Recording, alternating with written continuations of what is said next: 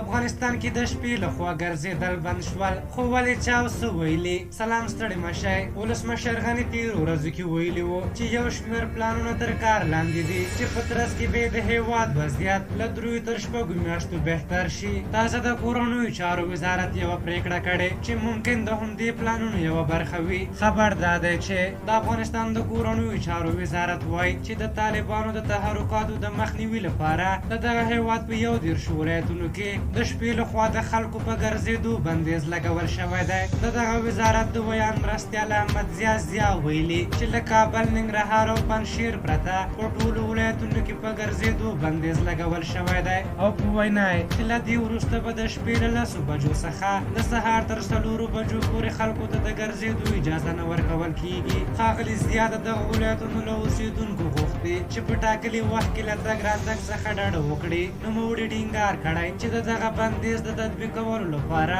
پولیسو خپل چمتووالی نیولی دی. هغه وویل تروریستي ډلې زیاتره د شپې ناوخته په تروریستي او تخریبي کړنو لاس پورې کوي او له همدې امله پرېکړه وشوه چې د دې وضعیت د مخنیوي لپاره د شپې لخوا د خلکو په ګرځېدو باندې یو لړ بندیزونه ولګول شي. دا په داسې حال کې ده چې په یو شمېر ولایتونو کې د طالبانو تحرکات زیات شوي او د افغانستان د ملي دفاع وزارت د معلوماتو په اساس په څه باندې 10 ولایتونو کې د افغان امنیتي او دفاعي ځواکونو او طالبانو ترمنځ جګړه روانه ده. په هر حال تاسو د کورنیو چارو وزارت د دغه پرېکړې په اړه څه نظر لرئ؟ په نظرونه مو راته په کومنټ کې ولیکئ. که زموږ ویډیو مو خوښه شوې وي ضرور لایک کړئ. تر بیا چې تاسو چوپړ ته راځم په یو بخښونکي خدای مو سپارم. د الله په امان.